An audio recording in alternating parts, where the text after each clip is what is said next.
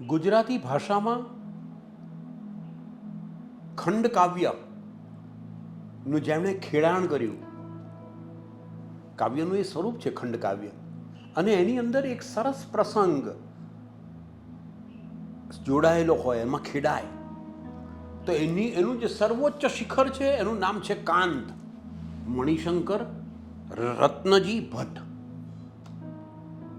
ખંડ કાવ્યનું સ્વરૂપ એમનામાં જ શિખર ઉપર પહોંચે છે, અને એમના પછી એ ખંડ કાવ્યો ખાસ કોઈએ લખ્યા નથી. અતિ જ્ઞાન. આમ તો જીવનમાં કોઈ પણ વસ્તુ અતિશય થઈ જાય ને ત્યારે અતિ સર્વત્ર વર્જયેત. જે અતિશય થઈ જાય એને છોડી દેવું. જ્ઞાનનું પણ એવું છે. અતિશય જ્ઞાન બહુ મોંઘું પડે, ભારે પડે. શૂન્ય પાલનપુરીની એક પંક્તિ મને યાદ આવે, જ્ઞાન લાધ્યા પછીની દશા ના પૂછો, ઠોકરે ઠોકરે જ્ઞાન ભારે પડ્યું. તમે જેટલા વધારે સમજણા, તમે જેટલા વધારે લાગણીશીલ, તમે જેટલા વધારે જ્ઞાની, તમે જેટલા વધારે આ કાર્યકારણના સંબંધો જાણતા હો, એટલા વધારે દુઃખી થાવ છો. અતિ જ્ઞાન કાવ્યની અંદર પણ વાત આવી જ છે. 5 પાંડવો યુધિષ્ઠિર, ભીમ, અર્જુન, નકુલ અને સહદેવ. અને એમાં સહદેવ છે ને એ ત્રિકાળ જ્ઞાની હતો. તમે જ્યારે ભવિષ્યને જોઈ શકતા હો, તમને જ્યારે ખબર હોય કે આનું શું બનવાનું છે, કોનું શું ભવિષ્ય છે, શું કરવાથી શું થશે, ત્યારે એની એક પીડા હોય છે. અને સહદેવને તો એનાથી વધારે મોટી પીડા હતી. સહદેવને કોઈ પૂછે નહીં ત્યાં સુધી એ ભવિષ્ય પણ ના બોલી શકે. એ જે જાણતો હોય એ બોલી ના શકે. તમે જાણતા હો અને કોઈ તમને પૂછે નહીં ત્યાં સુધી તમે બોલી ના શકો, એ કેટલી પીડાજનક અવસ્થા છે. કાંતે પ્રસંગ તો એવો છે કે પાંડવોને જુગાર રમવા માટે, જુગટું રમવા માટે દુર્યોધને નિમંત્રણ મોકલ્યું છે. દુર્યોધનનો જે દૂત છે, સંદેશા લઈને આવનારો, એ સંદેશા લઈને આવતો દૂત નગરમાં પ્રવેશે છે.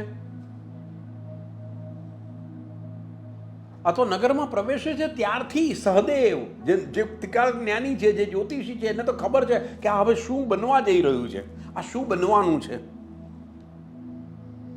ઇન્દ્રપ્રસ્થના લોકોને પણ મનમાં થયા કરતું હતું કે આ જે માણસ આવ્યો છે દૂત સંદેશો લઈને, કંઈક સારું નથી લાગતું, માણસ જ ખરાબ લાગે છે. તમે યાદ કરજો, તમે ઉદાસીનતામાં હશો ત્યારે તમારો ચહેરો ઉદાસ હશે, ક્રોધમાં હશો ત્યારે તમારા ચહેરાના એક્સપ્રેશન જુદા હશે, ભાવ જુદા હશે. તમે પ્રેમાળ હશો ત્યારે તમારા ચહેરાનો ભાવ જુદો હશે. તમે નેગેટિવ વિચારતા હશો ત્યારે તમારા વિચારો, તમારો ચહેરો થોડોક નેગેટિવ ને વધારે વિશિષ્ટ લાગશે, રુદ્ર લાગશે. દુર્યોધને જેને પ્રેરણા આપી હતી, જે સૌથી વધારે આખું મહાભારત જેના મૂળમાં છે, એ જુગાર રમવા માટે જેને સંદેશા વાહક તરીકે મોકલ્યો છે, એ રાજગૃહની દિશામાં આગળ વધે છે. ગામના લોકો, શહેરના લોકો એને જુએ છે અને જોતા જોતા અનેક જાતની અટકળો કરતા જાય છે. બધાને લાગે છે કે આપણા ધર્મરાજાને આ માણસ જુગટું રમવા માટે, દ્યુત રમવા માટે, જુગાર રમવા માટે નિમંત્રણ આપવા આવ્યો છે. આ પરિસ્થિતિની અંદર યુધિષ્ઠિર એ નિમંત્રણનો સ્વીકાર પણ કરે છે. બીજા 3 ભાઈઓને બોલાવી લે છે, ભીમને, અર્જુનને, નકુલને. પણ સહદેવ તો સૌથી નાનો છે. આપણે ક્યારેક છે ને ઘરમાં સૌથી નાની વ્યક્તિ હોય ને એને બહુ આમ પૂછતા નથી હોતા, એને શું પૂછવાનું, સૌથી નાનો છે, કંઈ વાંધો નહીં, તો આપણી સાથે જ હોય. સહદેવને પણ કશું જાણ નથી કરતા, નાનો ગણીને કંઈ પણ કર્યા વિના બધા જ આવતીકાલે બીજે દિવસે સવારે આ ઝૂકટું રમવા માટે તૈયારી બતાવે છે. દ્રૌપદી એ સહદેવની પાસે છે, સહદેવની પાસે બેઠેલી છે. આશ્ચર્યની વાત એ છે કે સહદેવને ત્રણેય કાળનું જ્ઞાન હતું, શું થયું છે, શું થઈ રહ્યું છે અને શું થવાનું છે. એ પણ સ્પષ્ટ જોઈ રહ્યો હતો કે પોતાના ભાઈઓ આ જુગારમાં હારવાના છે. એને જોયું કે દ્રૌપદીનું માનહાનિ થશે, એની આબરૂ લૂંટાશે. પરંતુ એને એક શ્રાપ હતો. એને એવું હતું કે કોઈ પૂછે નહીં ત્યાં સુધી એ કોઈને પણ જ્યોતિષ કે ભવિષ્ય જણાવી ના શકે શું બનવાનું છે. કેટલી લાચારી મનમાં થાય છે, હું કોઈને નહીં બચાવી શકું, હું એકલો બેસીને આ બધું જોયા કરીશ. એ રડી પડે છે અને થાકીને પાર્વતીના છાતીમાં માથું મૂકી દે છે. પુરુષ સ્ત્રીની છાતી ઉપર, સ્ત્રીના ખોળામાં, સ્ત્રીના માથે ખભે માથું મૂકે ત્યારે સમજો કે એ એનું હૃદયનું અપાર દુઃખ કે અપાર વાત્સલ્ય ઝંખી રહ્યો છે.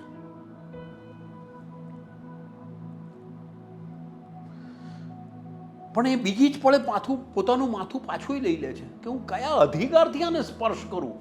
કાલે તો આની આબરૂ લૂંટાવાની છે, કાલે આને માનહાનિ થવાની છે. મારું જ્ઞાન નિષ્ફળ જઈ રહ્યું છે, હું કશું જ કર્મ નહીં કરું અને મારું જ્ઞાન નિષ્ફળ જશે. જે થવાનું છે એને હું અટકાવી શકવાનો નથી. આ કેટલી પીડા. રાત ઘેરાતી જઈ રહી છે.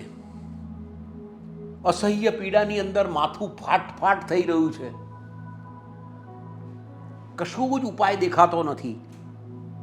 અને એ સમયે એક મદિરાની જે બોટલ હશે, શીશી, એ લઈ એમાંથી એક પ્યાલી પી લે છે. એટલો બધો ઝડપથી પીવે છે અને જેટલી ઝડપથી પીવે છે એટલી ઝડપથી એનું મન બદલાઈ જાય છે, એ મનથી હળવો થઈ જાય છે. આ જે પીણું જે પીધું એની તીવ્રતા જ એટલી બધી હતી કે સતી તો એના ગંધ માત્રથી બેભાન થઈ ગઈ.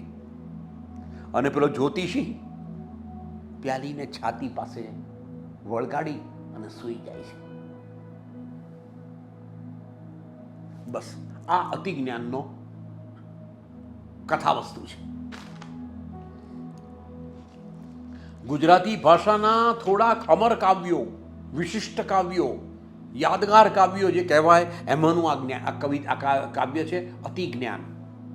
એની થોડીક પંક્તિઓ તમારી પાસે રજૂ કરવાનું મન થાય છે. ઉદ્ગ્રીવ દ્રષ્ટિ કરતા નભ શૂન્ય ભાસે. ઊંચી નજર કરું છું આકાશમાં ત્યારે આખું આકાશ પણ શૂન્ય થઈ ગયું હોય, ખાલી થઈ ગયું હોય એવું લાગે છે.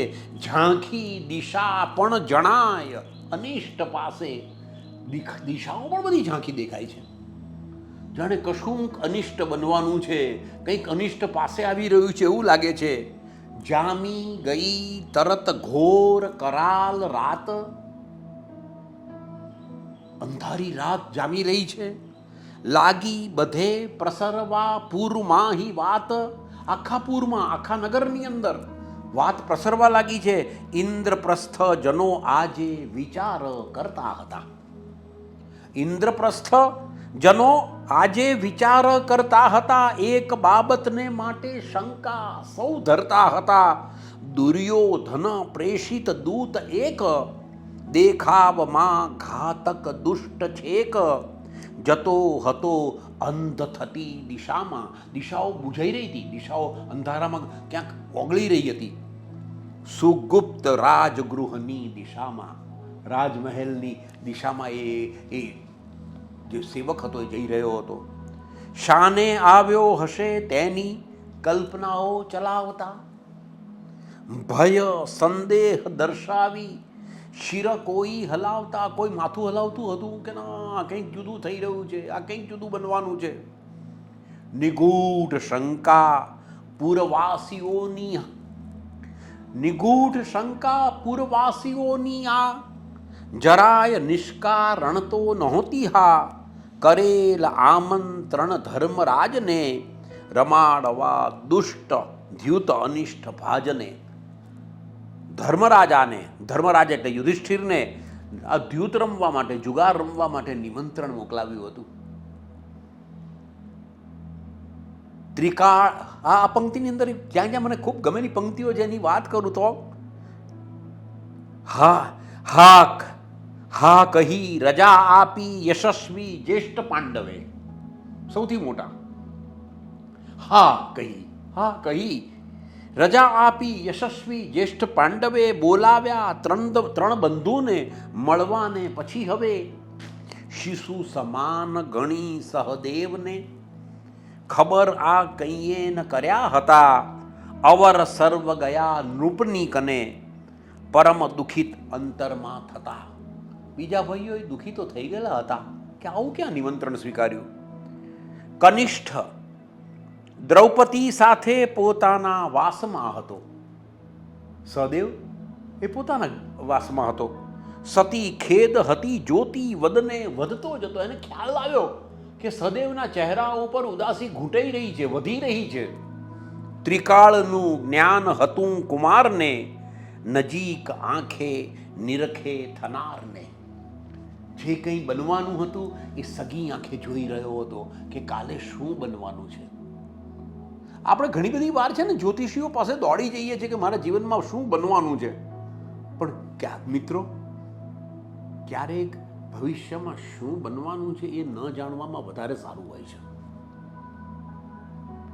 સ્વપક્ષનો દ્યુત વિશે પરાજય, વળી દિશે દ્રૌપદીમાનનો ક્ષય. દ્રૌપદીના આબરૂ નહીં સચવાય, માન નહીં સચવાય. પોતે આખું પોતાના પક્ષ આખું હારી જવાનો છે.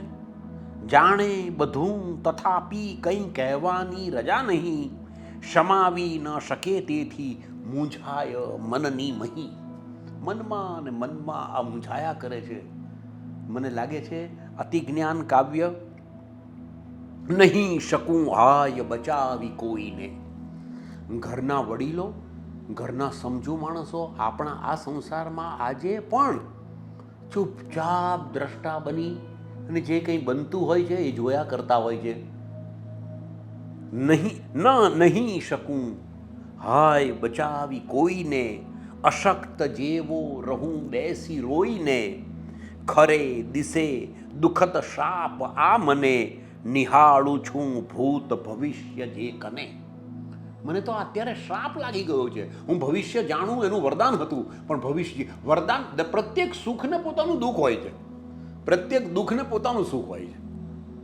ભવિષ્ય જાણવાનું એની પાસે સુખ હતું, પણ કોઈ પૂછે નહીં ત્યાં સુધી ન બતાવવાનું એને દુઃખ પણ હતું.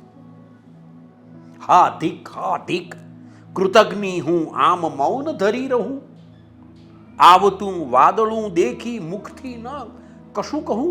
હું એટલું નથી કહી શકતો કે આ વાદળ આવી રહ્યું છે, આ અનિષ્ટ બની રહ્યું છે, આને રોકો, આને કોઈ અટકી જાઓ, આને કોઈ ના પાડો.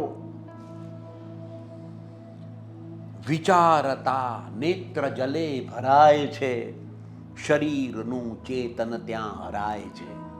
કવિતા પછી આગળ ચાલે છે, પણ સૌથી મોટી વાત આ અતિજ્ઞાનની અંદર મને જે સ્પર્શી ગયેલી વાત છે એ છે, કરાય શું નિષ્ફળ જ્ઞાન સર્વ આ. થનાર ચીજો નવ થાય અન્યથા. સદૈવ ચિંતા દિલમાં વહ્યા કરું, અનેક હું એકલડો સહ્યા કરું. આવું ન બની શકે કે હવે મારે કશું જાણવું નથી. આ મારું જે જ્ઞાન છે એને નિષ્ફળ ના બનાવી દેવાય. સૌથી મોટી વાત આ જ છે. અતિશય જ્ઞાન થઈ જાય તો પણ ભારે પડે છે. કવિતા સરસ ચાલે છે આગળ, પણ અતિ જ્ઞાનની આ વાત તમારી પાસે મને વહેંચવાનું મન એટલા માટે થયું હતું કે જાણે એની જ આખી વાતનો સાર રૂપ શૂન્ય પાલનપુરીએ જાણે એક મિનિટમાં એક પંક્તિમાં કહી દીધો, એક મિનિટમાં કહી દીધો, એક ક્ષણની અંદર આપણને સમજાવી દે છે. જ્ઞાન લાધ્યા પછીની દશા ના પૂછો, ઠોકરે ઠોકરે જ્ઞાન ભારે પડી.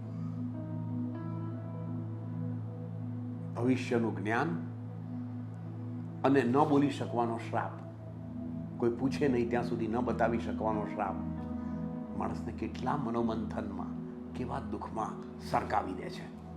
આ કાવ્ય અધૂરું છે, પણ મારા મનમાં છે કે આપ શોધીને પણ કાંતનું આ કાવ્ય જો ગમ્યું હોય તો નિરાતે વાંચો અને એમાંથી પસાર થાઓ. નમસ્તે.